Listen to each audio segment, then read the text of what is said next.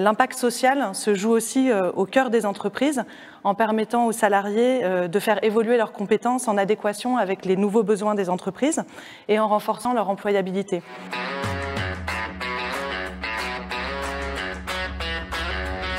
Donc à l'époque, effectivement, la première chose, c'était, et merci à Simplon qui nous a été juste indispensable dans cet acte de partenariat, c'était un manque de ressources. On n'arrivait pas à recruter, on le sait tous, hein, sur le marché. Il nous manque sur le marché français plusieurs dizaines de milliers de développeurs concepteurs. Nos salariés ont souvent beaucoup plus de compétences que ce qu'ils nous déclarent dans nos systèmes d'information RH. Et donc c'est ça. Et ils ont aussi d'autant plus des envies. Vous rendez-vous compte de la richesse que ça a, au lieu de passer même en méthode agile, au lieu de passer par un cahier des charges, au lieu de passer, etc., d'avoir un facteur qui connaît le métier de facteur et qui va développer les applications sur ce smartphone. Eh bien, c'est ça aussi l'intérêt pour toute l'entreprise. C'est à la fois d'acquérir, à la fois de retrouver ces informaticiens, mais aussi ces informaticiens n'oublient pas leur ancien métier. Donc, ils nous amènent ça aussi dans leur expérience.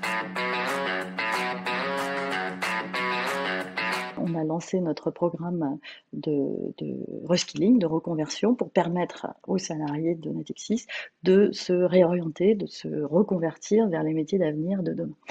Et on va peut-être en reparler tout à l'heure plus précisément, mais on a cherché un partenaire pour nous accompagner et on a décidé de choisir Simplon, notamment avec l'exemple de la Poste qui nous a beaucoup parlé, puisqu'on a les mêmes enjeux, les mêmes besoins de développeurs, et puis le même besoin aussi de fertilisation croisée entre les métiers exercés par nos collaborateurs aujourd'hui, les fonctions, et l'informatique. C'est-à-dire, comme le disait Robert tout à l'heure, ça nous parle beaucoup, il n'y a rien de plus puissant qu'un développeur qui connaît le métier pour lequel il va construire l'application. On l'a dit tout à l'heure, on a nos décrocheurs, par exemple, qu'il faut absolument, impérativement, qu'on arrive à ramener dans notre monde actuel. C'est vrai en tant que citoyen pour déclarer leurs impôts, pour passer une commande ou aller sur le réseau social de leurs enfants ou de leurs petits-enfants, mais c'est vrai aussi en entreprise pour quand vous avez des dématérialisations, par exemple des notes de frais ou pour poser vos congés, enfin aujourd'hui toutes les procédures sont dématérialisées, donc on ne peut pas les laisser de côté. Nous sommes tous impliqués dans toutes les entreprises parce que nous n'avons pas le choix.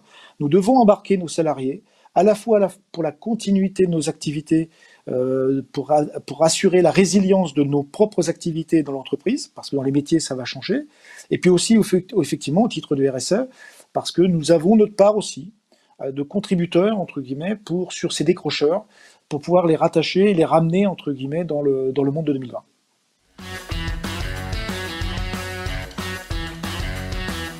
On a fait le constat que nos métiers se transformaient et que nos collaborateurs allaient finalement être confrontés à leur manque d'employabilité.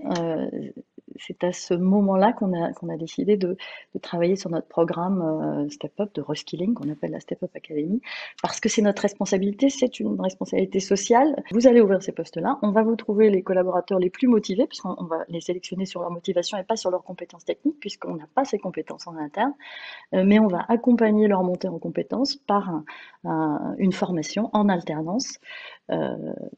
Le collaborateur sera dans vos équipes, accompagné d'un tuteur, et il va apprendre le métier avec le tuteur et avec les formations théoriques qu'on va lui donner en parallèle. Pour l'instant, un grand succès.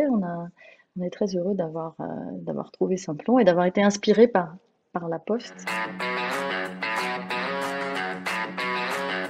La dématérialisation dans l'entreprise, par exemple pour les congés, pour les fiches de paye, le besoin d'avoir accès aux emails, etc. Même pour les agents dits non connectés, devient un enjeu absolument essentiel à la fois dans l'entreprise, mais aussi bien sûr en dehors pour eux en tant que citoyens, pour pouvoir continuer à être, comme le disait Robert tout à l'heure, connectés, raccrochés au monde actuel. Et donc c'est ce qui nous a poussé en 2018 à monter une expérimentation avec Simplon pour amener des chauffeurs poids lourds, des rippers, des personnes qui sont plutôt peu qualifiées chez Suez à avoir les fondamentaux du numérique pour pouvoir être à l'aise, pour savoir se connecter à Internet et puis à leurs emails, pour pouvoir poser leurs congés sur notre progiciel en interne.